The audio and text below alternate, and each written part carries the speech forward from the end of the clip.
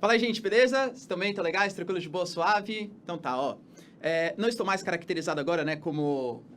Várias coisas, né, falaram pra mim, que eu era o Gugu Liberato, que eu era o Trump, que eu era... O Elton John foi a última coisa que falaram pra mim, né? Mas enfim, não tô mais caracterizado, agora eu tô de Ricardo mesmo, né? Ricardo Marcílio. Aí já falar um pouquinho agora sobre, continuando, né, um tema de atualidades aí pra gente. Na verdade, é um tema que pega tanto a parte mais geográfica quanto atualidades. Esse tema ele é super importante nas provas do Enem. Ele abrange uma série de conteúdos super importantes, porque fala de urbanização, migração, população, enfim. E, basicamente, é um tema que fala pra gente como que a nossa sociedade está, que é o tema chamado de globalização, tá? Aposto que todos vocês, né, alguma vez, pelo menos na vida, já ouviram falar de globalização, só que se eu pedisse para vocês colocarem uma definiçãozinha, ou seja, o que é globalização, dificilmente vocês vão falar, professor, sei lá, mas pessoas estão juntas, estão se aproximando, o mundo sem fronteiras, tá? É mais ou menos, né? Vamos tentar colocar uma definiçãozinha aqui do que seria esse processo de globalização. O que é a globalização e por que ela tem tanta importância na vida das pessoas, né? Tantas consequências. A globalização nada mais é do que um processo histórico,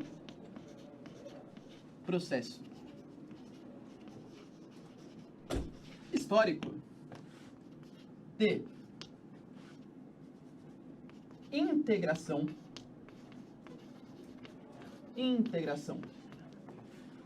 cultural, social e econômica entre os povos do globo. Ou seja, os povos do globo ficando cada vez mais integrados, tanto culturalmente, quanto socialmente, quanto economicamente. Esse processo ele é bastante antigo, tá? O principal consenso entre os historiadores, os geógrafos, os cientistas principais que tratam sobre o tema é justamente que o início da globalização, o início desse processo conhecido como globalização, ele data de um fenômeno histórico bastante importante, super importante para a provinha de vocês, tá? Que é um momento chamado de grandes navegações.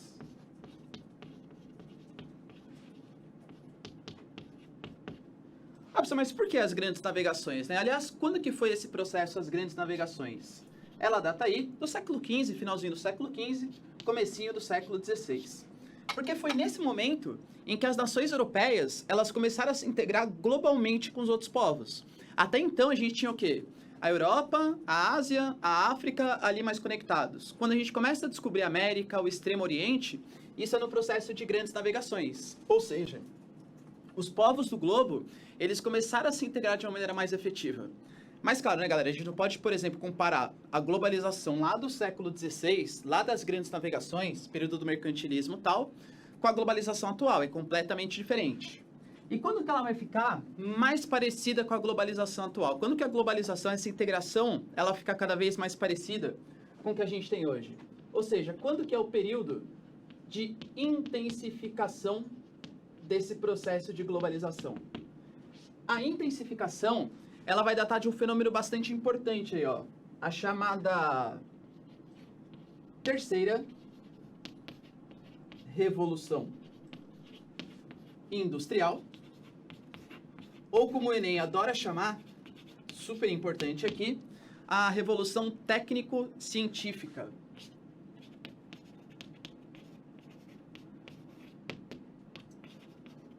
Só como assim uma revolução técnico-científica?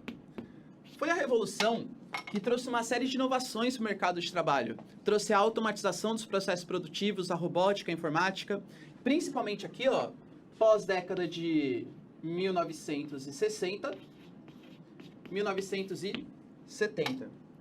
Legal, professor.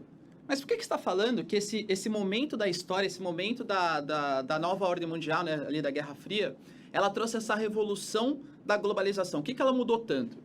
E aí, a gente sabe, né, que geografia é uma ciência, e assim como toda ciência, ela tem alguns termos que são exclusivos da geografia. Por exemplo, quando a gente usa a palavrinha redes geográficas. Você até sabe o que é rede geográfica, mas provavelmente não se fala com o nome rede geográfica, porque é um termo próprio da geografia, é uma ciência. A ciência produz conhecimento, produz aí termos próprios para o seu entendimento. Mas é importante que você saiba esses nomes, porque é isso que o Enem vai cobrar de vocês. Então, ó, a gente coloca aqui, essa terceira revolução industrial, ela tem muito a ver com o chamado desenvolvimento das redes geográficas. Professor, mas o que são essas redes geográficas, né? O que são redes? Quando eu penso numa rede, por exemplo, uma rede de dormir, eu penso em pontos que estão conectados, né? Estão entrelaçados. O que seria uma rede geográfica, então? São formas de conexão. Só que formas de conexão tanto materiais quanto imateriais, que eu vou escrever na próxima lousa aí para vocês. Antes disso, tira um print aí, ó. Assim, né, que faz aqui no Rio de Janeiro. Beleza? Tá? Então, o que seriam essas redes geográficas? As redes geográficas, elas são caracterizadas, olha que interessante, elas são caracterizadas por serem redes geográficas materiais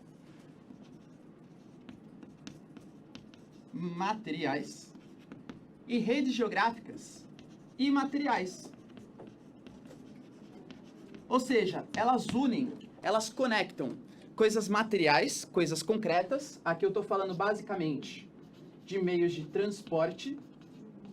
Pensar, por exemplo, numa rodovia, numa hidrovia, numa ferrovia, enfim, galera. Tudo aquilo que está transportando pessoas, mercadorias, isso realmente se desenvolveu demais, tá? Mas principalmente as redes imateriais, que datam, que são as formas de comunicação.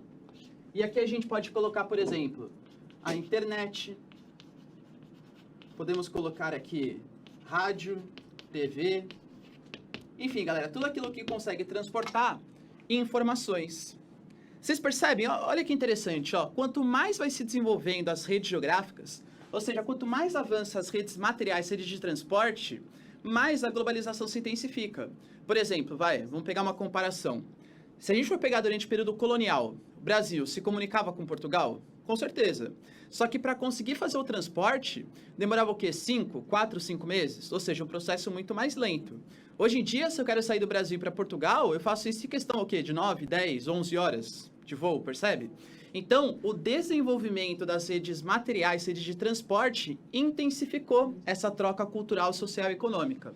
Mas com toda certeza, a comunicação, ela intensifica ainda mais. Por quê? Porque ela aproxima os lugares. Olha que conceito importante isso aqui, ó, para a sua provinha do Enem. Talvez você já tenha ouvido falar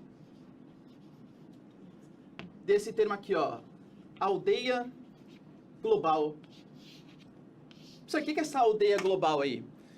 Quando eu penso numa aldeia, né, falo para vocês de uma aldeia, eu imagino comunidades indígenas, todo mundo ali se conhece, todo mundo troca ideias, todo mundo conversa com o outro. E quando eu falo de uma aldeia global, ou seja, praticamente, né, todo mundo ali se conhece, todo mundo se comunica, só que no globo inteiro. Isso é a globalização atual. Poxa, acontece um fenômeno no Japão, ao mesmo tempo no seu smartphone, você já sabe o que está acontecendo. Um caso bem curioso, né, que só para vocês terem noção. O Brasil vai proclamar sua república dia 15 de novembro de 1889, certo? Getúlio Vargas, lá em 30, ele vai tentar interiorizar um pouco o Brasil. Isso se intensifica com o JK, mas quem inicia é o Getúlio Vargas. E ele vai contratar uns caras chamados de sertanistas, que vão tentar interiorizar a ocupação brasileira. E aí eles começam a ter comunicação com algumas pessoas que não tinham a mínima noção do que estava acontecendo no Brasil. Em 1940, no Brasil, tinha gente que achava que o Brasil era império ainda. Nossa, professor, mas por quê? Porque a comunicação não era eficiente. Então não dá para falar de uma globalização se a comunicação não circula de maneira eficiente, tá bom? Ou seja, os países que estão mais integrados ao processo de globalização, com certeza, têm rede de transporte e comunicação muito mais eficiente. Beleza? Ok. Vamos pensar aqui, ó, quais seriam então as consequências nítidas desse processo de globalização, dessa integração social, cultural e econômica. A primeira consequência, aí muito cuidado, né? Ó, a gente pode falar de uma tendência a padronização cultural. Ah, entendi. O Ricardo falou que todo mundo está tendo a mesma cultura. Não falei isso, tá? Longe de mim falar isso. O que eu estou falando é que há uma tendência de integração cultural cada vez maior. Por exemplo, o Hansen estava aqui falando com vocês e ele veio aqui vestido, né, do famosíssimo K-pop. Cara, o K-pop cada vez mais entra aí nas nossas vidas, né, participa mais das nossas vidas. Por quê? Porque a comunicação ela é muito mais eficiente. Então a gente consegue ter notícias lá da Coreia do Sul muito mais rápido do que tinha anteriormente. Um grande exemplo que eu dou também, né, acho que é bem nítido isso aí. Eu, na minha época de criança, quando eu via comida japonesa, qual que era a ideia que as pessoas tinham de comida japonesa? Meu Deus, nossa, que nojo, peixe cru, nossa, coisa zoada tal. Hoje em dia, galera, você vê comida japonesa até em posto de gasolina. Todo posto de gasolina tem uma temaqueria lá, percebe? Isso é globalização. Há uma integração, as culturas estão ficando cada vez mais parecidas. Isso por quê?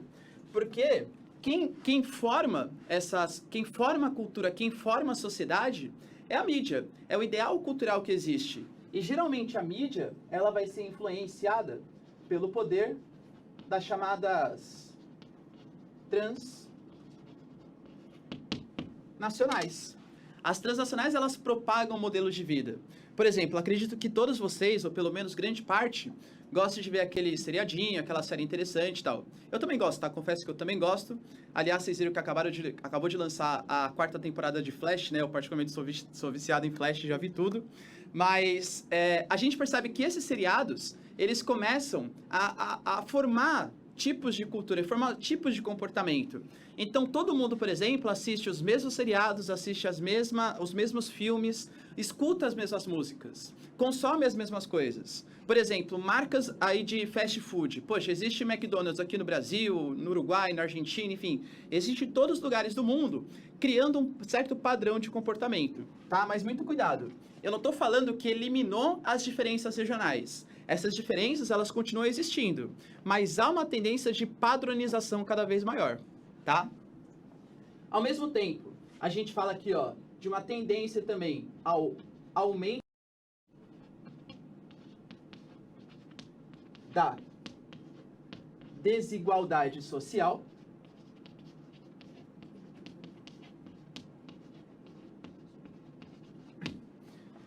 E aqui, ó, de novo, tá? Quem costuma me acompanhar nas aulas sabe que tem um cara que é meu grande ídolo, né? Que eu adoro ele, que é um cientista social, geógrafo, chamado de Milton Santos. Milton Santos é fera, hein? Esse é o cara. O Milton Santos, ele é talvez o cientista social dos mais importantes da história do Brasil, e ele vai falar pra gente muito do processo de globalização. Aliás, dica pra vocês, tá? Os vestibulares brasileiros, inclusive o Enem, ele adora pegar cientistas brasileiros e exaltar. Claro, uma coisa correta de se fazer. E o Milton Santos talvez seja um dos principais pensadores da globalização, não só do Brasil, mas do mundo. Então, quase sempre que o Enem, os vestibulares, forem tratar de globalização, eles vão pegar nesses conceitos do Milton Santos. E o Milton Santos, ele fala uma coisa interessante pra gente. Fala assim, gente, ó, a globalização, vendida como fábula, como ideal, ela é sensacional. Por quê? Melhorou as redes de transporte. O mundo hoje se locomovendo cada vez mais. Concordo. Melhorou as redes de comunicação. A comunicação cada vez mais eficiente, cada vez mais instantânea. Concordo também. Só que essa globalização vendida como fábula. Só que, infelizmente, essas duas coisas aqui são mercadorias. E sendo mercadorias, elas só vão ser acessíveis para quem tiver dinheiro para conseguir pagar. Ou seja, há uma tendência de aumento da desigualdade social. Porque quem consegue pagar por essas inovações se dá cada vez melhor. Agora, quem não consegue tende a ficar cada vez pior. Tudo bem? Galera, pegando esses conceitos, tá? Essas são as principais consequências aí do processo de globalização. Eu queria que vocês, aliás, né, baixem aí, por favor, o material de vocês, super importante aqui, tá? E vocês estão usando a hashtag RelaxouEnem? Estão usando? Olha lá, hein?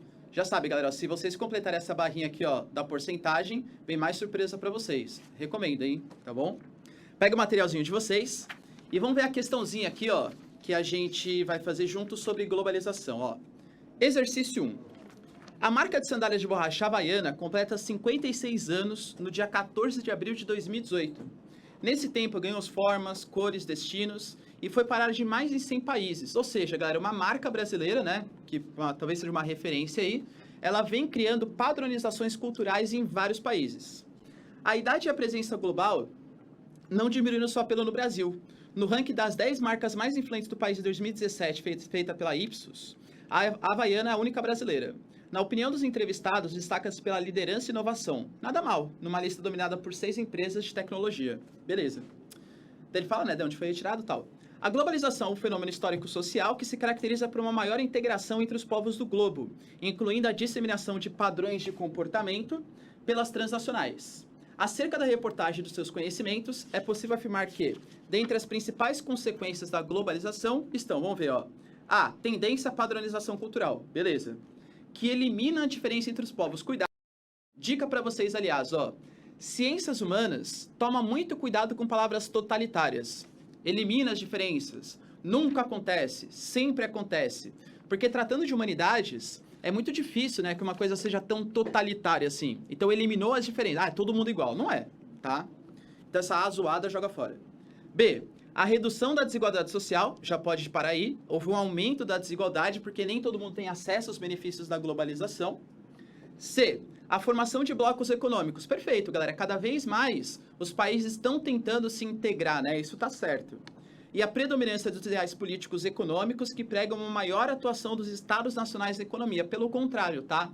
Hoje, dentro do processo de globalização, neoliberalismo, a gente fala que os estados, eles tendem a ter uma presença cada vez menor na economia. Até porque estados que interferem mais na economia geram alguns prejuízos econômicos um pouco maior. Geralmente o investidor, por exemplo, eu tenho a minha empresa, Ricardos Globo, produzo o globo terrestre.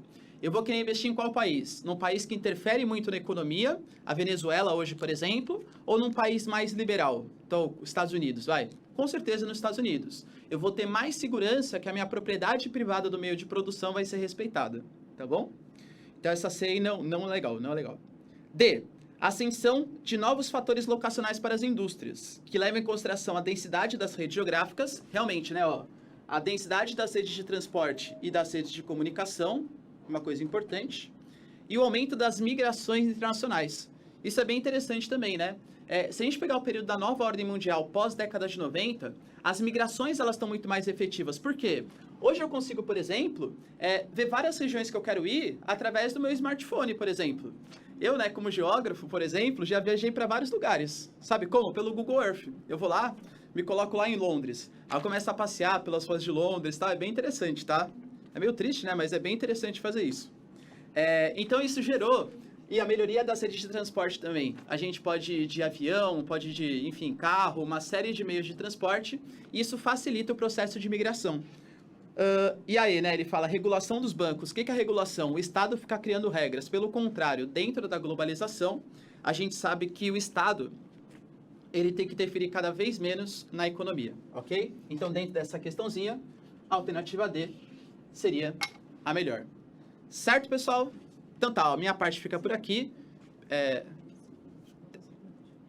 Pode ir? Pode ir. Tá bom, então tá. Mete bala aí? Então, beleza. Tá, dentro do processo, pessoal, então, de globalização, a gente tem um aumento da desigualdade social, já que me deram mais um tempinho aqui, ó. Queria colocar mais uma consequência para vocês. Consequência bem importante. Que é o aumento do chamado desemprego estrutural.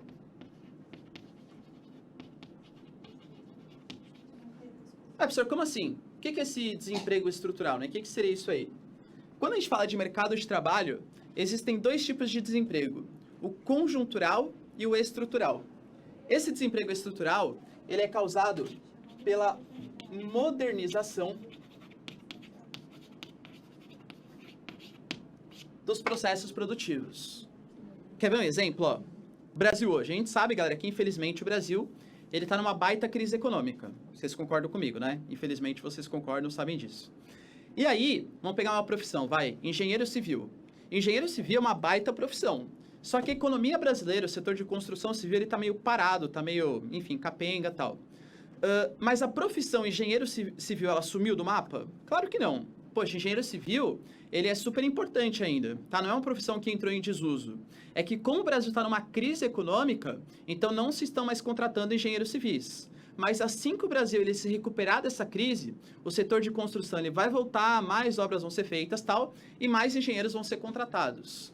Esse desemprego que é causado pela conjuntura econômica, que não é esse que eu estou falando para vocês, aí chama de desemprego conjuntural, causado pela conjuntura econômica. Professor, o que seria esse desemprego estrutural, então? Eu costumo falar, né? Mais que perder o emprego, o cara, ele perde a profissão que ele tinha. Como assim, professor? Vamos pegar, por exemplo, uma profissão referência. O cara que, por exemplo, trabalhava colhendo soja. Aí esse cara, sei lá, tinha 50 trabalhadores numa fazenda. Hoje o fazendeiro, ele sabe que ele tem que pagar direitos trabalhistas, tem que pagar enfim, uma série de coisas para esse trabalhador. Ele prefere trocar os 50 trabalhadores que ali estavam por uma máquina. E aquela máquina vai ser controlada por uma pessoa. Ou seja, e todos os fazendeiros fazendo isso ao mesmo tempo. A profissão de colher soja, ela praticamente não existe mais. Então, não é que assim que o Brasil se recuperar de uma crise econômica, o cara vai conseguir ter seu emprego de volta. Por quê? Porque não é que ele perdeu o emprego, ele perdeu a profissão. A profissão dele não existe mais. E aí ele precisa passar por um período de qualificação, de mudança no seu mercado de trabalho. E aí, geralmente, a gente pega, por exemplo, no campo, o cara, ele não se requalifica profissionalmente. Aí ele vai para a cidade em busca de empregos no setor terciário. Ele vai em busca, por exemplo, de um serviço ou informal ou de baixa qualificação. Isso acaba gerando desemprego, aumento da marginalização social, uma série de problemas, tá bom? E por que a globalização, ela causa esse desemprego estrutural? Porque hoje as indústrias, elas não competem mais localmente, elas competem globalmente. Então, para ela conseguir, a gente pega, por exemplo, como referência a Havaiana. Para a Havaiana conseguir fazer concorrência com outras marcas de chinelo espalhadas por aí, ela tem sim que se tornar cada vez mais tecnológica, se tornar cada vez mais produtiva. E, infelizmente, quem acaba ficando aquém disso, né, quem acaba ficando longe disso, são justamente as vagas no mercado de trabalho, tá bom? Professor, então, hoje, no Brasil, você falaria que o Brasil está passando por qual desemprego? O conjuntural ou o estrutural? Hoje, o Brasil está passando pelos dois. O conjuntural por conta da nossa crise econômica, que provavelmente vai passar, né? Daqui 2 aninhos aí vai passar. E também por conta da modernização da sociedade. A gente percebe que alguns empregos que existiam anteriormente, eles não existem mais. A gente vê algumas cidades, por exemplo, sabe caixa de supermercado? Não, praticamente sumindo essa função já. Hoje o caixa de supermercado, eles conseguem fazer o peso de cada mercadoria pela sacolinha. Aí hoje as pessoas pagam as suas próprias compras. A galera que valida ticket de estacionamento, por exemplo, isso também está cada vez menos existindo por conta das inovações tecnológicas. Tudo bem? Belezinha? Pode dar um print aqui pra mim. Foi? Então tá, galera, foi um prazer estar nessa aulinha aqui com vocês. Eu queria despedir, né, da galera. Beijos, abraço e tchau, mas eu volto ainda hoje, fiquem tranquilos. E enquanto eu não volto, fiquem aí com a Mafê. Até mais, galera. Tchau, tchau.